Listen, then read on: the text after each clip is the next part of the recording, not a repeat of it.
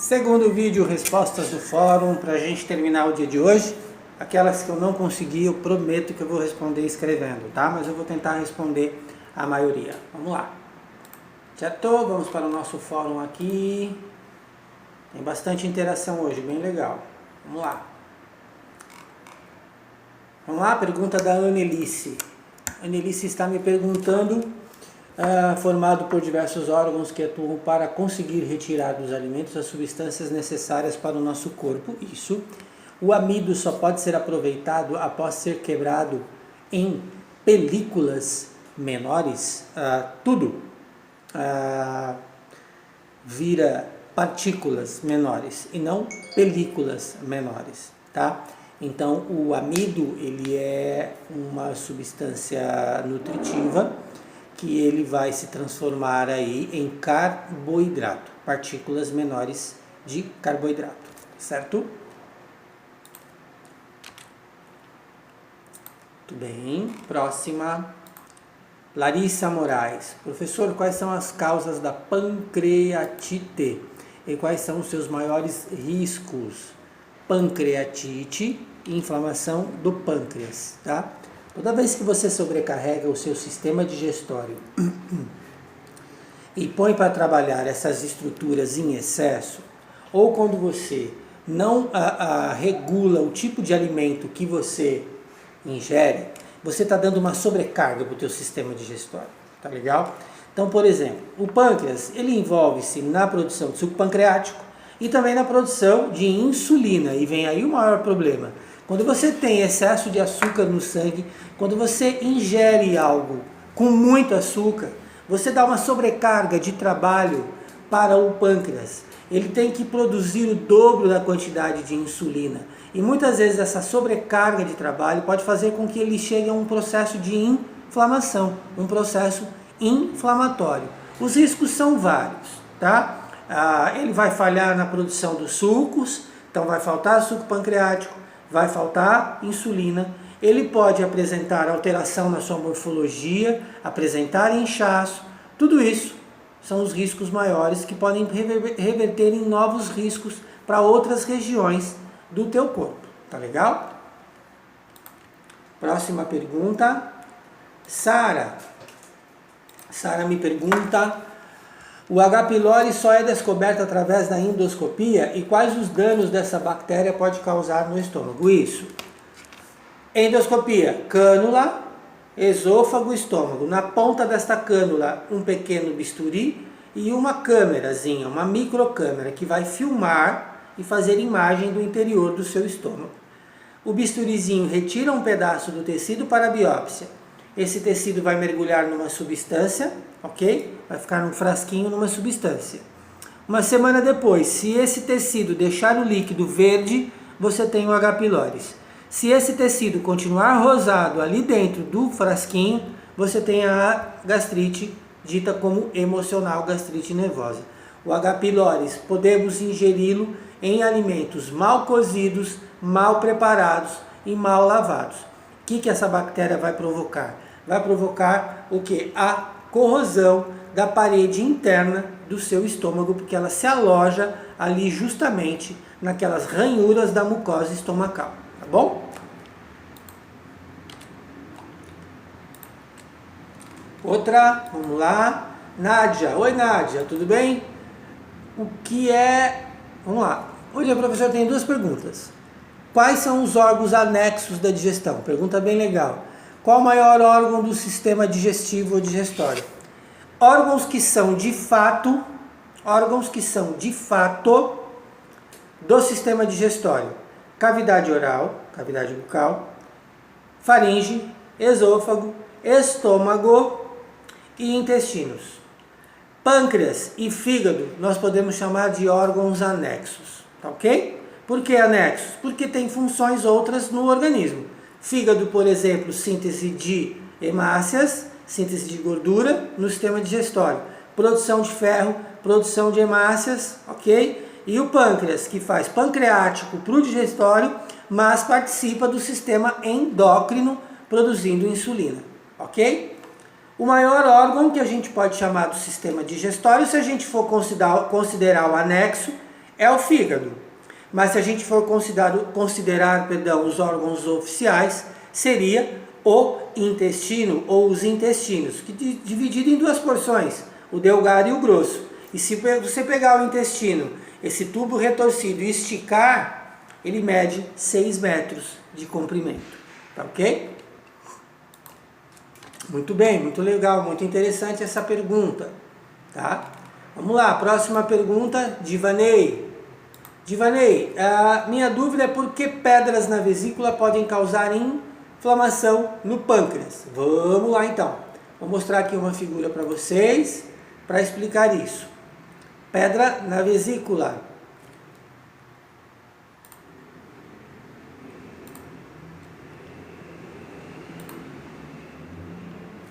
Pedra na vesícula. O que é a vesícula biliar? A vesícula biliar, ela é este pequeno frasco. Toda a bile produzida pelo fígado é armazenado na vesícula biliar, que depois vai colocar esta bile nas vias biliares. Pedra na vesícula biliar vai promover, nada mais são, melhor dizendo, do que calcificação desta bile. À medida que há uma calcificação desta bile, eu começo a ter resíduos dessa calcificação sendo expelidos pela vesícula biliar e que pode comprometer estes canais todos. Do que eu estou falando? Eu estou falando disto. Olha o ducto biliar lá. O fígado está aqui, ó. Né? O fígado está aqui. A solidificação vai vir e ela pode perfeitamente provocar uma interrupção aqui bem nessa junção da via pancreática cruzando com a via biliar. Via biliar, via pancreática. Ó, as duas se encontram. Se eu tenho uma solidificação aqui e interrompendo o escoar tanto de bile quanto de suco pancreático, há aqui um entupimento, eu posso ter um processo inflamatório no pâncreas. Tudo bem? Porque começa a ter um acúmulo aqui na produção de pancreático ficando retido aqui dentro. Ok? E esse suco pancreático também é um suco, de certa forma, enzimático. Se ele ficar acumulado no pâncreas, vai inflamar. É produzir e mandar embora. Tá joia? É por isso. Estão todos interligados, né? Vamos lá. Vamos para a próxima perguntinha. Ok. Pergunta Pergunta da Renata. Renata. Vamos lá. Outra dúvida, em média, quanto tempo leva para acontecer o processo digestório completo? A ingestão do alimento até a eliminação do bolo fecal. Vamos lá, vamos dividir esse processo, tá? O processo digestório, ele não termina na eliminação do bolo fecal. O processo digestório termina na absorção das moléculas lá nas vilosidades do intestino delgado, lembra? Ali terminou o processo digestório, certo? A absorção. O quanto isso vai levar de tempo depende muito do quê? Depende do fato de quanto você come e que tipo de alimento você come. Tudo bem? Depende ainda do teu metabolismo, que é o teu processo de operação, que é individual de cada um, tá? Que está ligado a hormônios, que está ligado a se você é um praticante de atividade física ou se você é sedentário, que está ligado a você ter uma doença qualquer. Os metabolismos, processo metabólico a gente entende melhor em fisiologia. Então, para algumas pessoas, a digestão ela é mais demorada, mas pode comer alimento pesado, pode comer muito, pode comer, o corpo acostumar a alimentações muito espaçadas, tipo você comeu 8 horas da manhã e você vai comer 4 horas da tarde. O teu organismo vai fazer o que na hora que você comer 4 horas da tarde? Ele vai querer segurar este processo, porque ele está entendendo que está passando muito tempo sem alimentação. Então percebe que há um monte de princípios para determinar isso. Por isso que os nutricionistas falam o que para nós? Coma pouco em curto espaço de tempo. Coma saudável em pequenos volumes, em curto espaço de tempo. Porque você não dá sobrecarga para o teu estômago, para o teu processo todo digestório. Diluir um bolo, um caminhão de comida, e você dá então o quê? Uma tranquilidade maior, diluindo, digerindo um tiquinho só de comida por vez. O que sem dúvida é mais saudável para você, para nós, seres humanos. Você economiza energia do teu trato digestório comendo pouquinho e mais vezes ao dia. Tá legal? Seguindo aqui. Muito bem. Pergunta da Oelina. Vamos lá, Oelina. Oelina, outra dúvida. Por que quando vamos vomitar produzimos mais saliva antes do vômito? Na verdade, as glândulas identificam, né? As glândulas salivares identificam esse refluxo e elas vão identificar como se você tivesse ainda num processo de alimentação. E na verdade também não é só saliva. Quando você vomita, volta suco gástrico, tá? O vômito é uma interrupção do que foi até o estômago. Tudo que você vomita não passou do estômago para o intestino. Parou no estômago. Então vai voltar o quê? Suco gástrico, junto com saliva. Tá legal? Vamos lá. Ana Paula perguntando.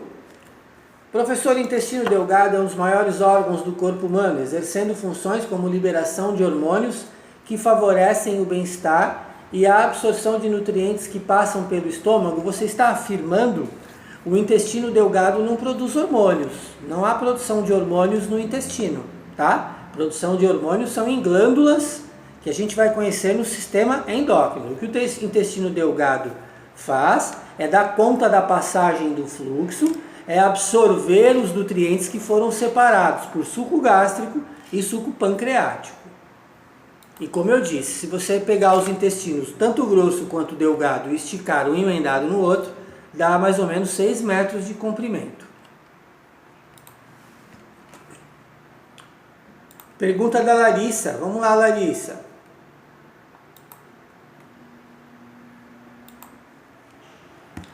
Larissa me perguntou, letrona, eu prefiro. Não fiquei com dúvida nenhuma, conteúdo bem explicado, estou amando. Obrigado, Larissa, é tão bom ouvir isso. É bom ouvir tudo de vocês, é bom receber as perguntas, claro. Mas é muito bom que vocês tenham um feedback positivo, tá? Porque eu também sempre fico um pouquinho nessa ansiedade de saber se está tudo bem aí desse lado. Tá joia? Quando não tiver, também pode falar, tá? O professor não estou gostando, o professor não ficou legal, professor... Críticas são bem aceitas também, ok? Ana Paula me pergunta, professor, o processo de digestão acontece no tubo digestório, quando as partículas são quebradas em partes pequenas, capazes de entrar nas células? Isto. Digestão é o conjunto de tudo que a gente está falando. Todas as ações mecânicas e todas as ações químicas. Para chegar no jejuno, jejuno é uma porção do intestino delgado, vilosidades, partículas grudadas, caiu na corrente sanguínea, artéria mesentérica, bora para as células para alimentar todo mundo. Muito bem, mais uma, vamos lá. Carla, outra dúvida da Carla, tranquilo Carla, só mais uma dúvida, suco de limão de manhã em jejum, emagrece ou não? Carla, posso te afirmar com toda certeza, minha querida, se você tomar um suco de limão sem açúcar de manhã, em jejum, e na hora do almoço você comer 2 quilos de comida, você vai engordar. Na verdade, assim, é legal a tua pergunta, porque a questão, o emagrecimento, o sobrepeso, a perda de peso, ele pode ter direções e motivos, tá? A conta ela é básica. Se você ingere mais do que gasta, você acumula. Acumula o quê? Gordura. Quem sintetiza gordura? Já falei para vocês. Fígado, produzindo bile. Ok? Então, se você pegar a fila dos nutrientes, vamos lá. Vitaminas, sais minerais, zinco, potássio, magnésio, carboidrato, Proteína, gordura. A gordura está no final da fila. Que fila é essa? Quem é absorvido mais rápido. Então a proteína demora muito para absorver. A gordura também, porque a gordura precisa da ação de bile. Quando você põe muita gordura, o seu fígado fala assim para você, ó, a quantidade de bile que eu produzi não vai dar para dar conta de toda essa gordura não, vai ficar acumulada. Ok? Se você não gasta, ela acumula. Sobrepeso é matemática. Se você come muito e não gasta energia, não gasta essa reserva, você acumula gordura, certo? Então, o suco de manhã, o suco de manhã promove?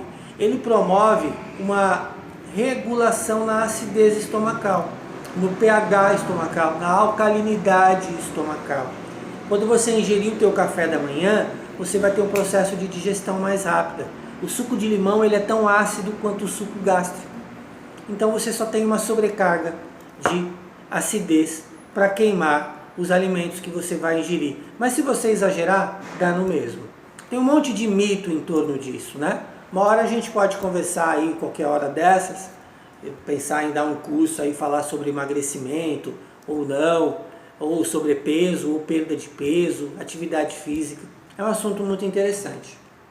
Mas existem muitos mitos e a mídia, as indústrias se aproveitam desses mitos e a gente tem que tomar cuidado para não ser enganado. Ok?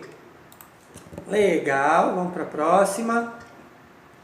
Está meio demorandinho hoje. Vamos lá, meu filho, acelera que está rodando o vídeo. Muito bem, Priscila. Pergunta da Priscila. Acho que é outra pergunta, né? Ah, você está me respondendo que é CA, né? É o câncer. Sim. CA de esôfago é câncer. Se usa CA na enfermagem para todo tipo de câncer. Essa sigla foi utilizada porque muitos pacientes gostavam de falar que tinham, não gostavam de falar que tinham câncer, pois achavam a palavra muito forte. Verdade. CA. Muito bem. Eu não sabia dessa informação. Legal. Aprendendo com vocês também. Por que existe muito câncer de esôfago? Há uma incidência no aumento de câncer de esôfago. Tem um motivo muito ligado a muito mais as questões do cotidiano atual. Atualmente somos muito ansiosos. A ansiedade é um distúrbio comportamental emocional que afeta o nosso sistema digestório, regulação de suco gástrico. Tudo bem? Refluxo, acidez, ferida, modificação nas células que constituem o tecido muscular do esôfago. Ok? Comemos mal, muito alimento industrializado, excesso, se fixa na parede de esôfago, modificação celular. Bebemos demais bebida alcoólica, fumamos, as pessoas fumam demais. Tá aí a propensão de esta porção, o esôfago, estar sofrendo mais. Tudo tem a ver com controlar a nossa mente, não sermos ansiosos, fazer atividade física para controlar os nossos processos mentais, endorfinar, termos aquela sensação boa de tranquilidade, a depressão, a ansiedade vai embora, nosso trato digestório não sofre. Comer bem, em poucas quantidades, mais vezes ao dia, preferencialmente alimentos naturais. Outra questão, agrotóxicos também é uma questão. Tá? Muito bom. Vamos lá. Eita, o tempo passa rápido, esse vídeo já está com 19 minutos. Pena que não dá para pausar. Não dá para pausar? Não, né? Mais perguntas? Vamos lá. Flávio.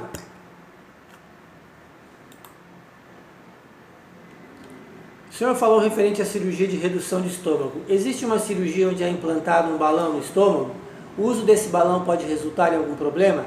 Já que o balão fica lá e eu imagino que o estômago sempre vai querer digeri-lo, isso pode acarretar em uma alta produção de ácido? Pergunta bem técnica, bem científica, eu vou responder parte dela. Sim, existe um método de você ingerir uma cápsula e essa cápsula se transformar num balão. Esse balão ocupa a parte do estômago sobra pouco espaço para alimento e você, ao ingerir o alimento, ele se acomoda no espaço que existe e você para de sentir fome. Todo processo invasivo oferece risco. Esse balão ele pode sofrer danos pela acidez estomacal e gerar um problema, ter que ser retirado. Ou ainda, este balão ele pode te proporcionar uma sensação de estômago ocupado, cheio, que muitos pacientes psicologicamente não dão conta dessa sensação. E aí, se o cara, para fazer a bariátrica, ele tem que primeiro tratar a cabeça, porque não adianta dormir, acordar com o estômago reduzido em 75%, mas ainda ter a mentalidade de um obeso, que o cara vai querer comer da mesma forma. Então há dois trabalhos aí, o mental e depois o morfológico, o funcional, tá certo? Vamos lá, perguntas. Vamos, meu filho, a pergunta da Geliane. Vamos, Geliane, a sua pergunta agora. Vou esticar mais esse vídeo, tá? A Geliane me pergunta: em que local do estômago é colocado o anel que fazemos a cirurgia bariátrica? Saída do estômago, válvula pilórica, é a entrada do intestino delgado, duodeno. Ok? Muito bem. Outra pergunta. Pergunta da Ana Carolina. Bom dia, professor, tudo bem? Tudo bem, Ana Carolina. Eu tenho uma dúvida. Quando demora um certo tempo para comer e como logo em seguida, sinto muita dor forte no estômago e a comida não digere. O que poderia ser?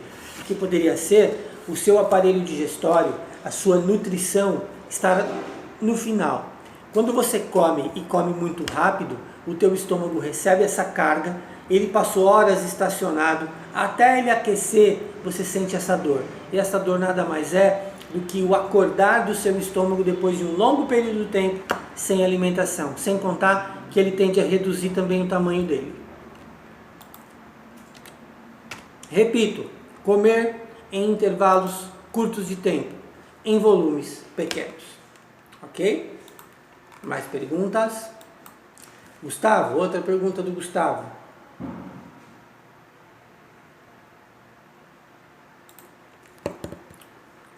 No último vídeo o senhor falou sobre digestão, que pode levar pelo menos 2 horas. No caso da ingestão de carnes, me falaram que a digestão leva pelo menos 4 horas. Isso é verdade? Sim, porque excesso de proteína, proteína está bem no final dos produtos que vão ser digeridos antes dela, tá ok? A proteína sempre demora mais, precisa de muito mais quebras para se tornarem os polipeptídeos, certo? Outra pergunta. Vamos aqui, Maiara. Tua pergunta, Maiara. Bom dia, professor. O que acontece com o suco gástrico depois que o bolo alimentar passa pelo estômago? O suco gástrico transformou o bolo alimentar numa massa. Ele está ali. Quando isso sai do estômago, acontece que o estômago fica vazio, já fez o papel dele. Ok?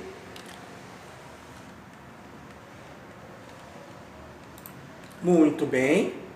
Vamos para mais perguntas. Vídeo já quase com 25 minutos. Maiara Valéria.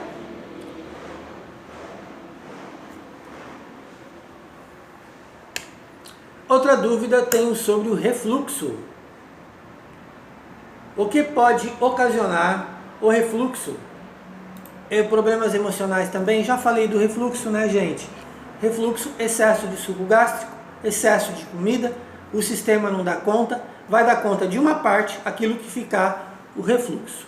Refluxo, o suco gástrico fica em excesso, circulando, subindo de volta do estômago para o esôfago, tá ok?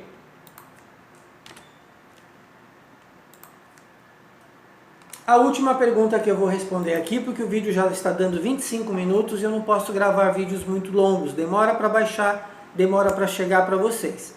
As outras eu vou responder digitando, depois vocês deem uma olhadinha, tá legal? Pergunta da Letícia. Professor, as glândulas do estômago são as mesmas da boca, só que tem outra função? Não.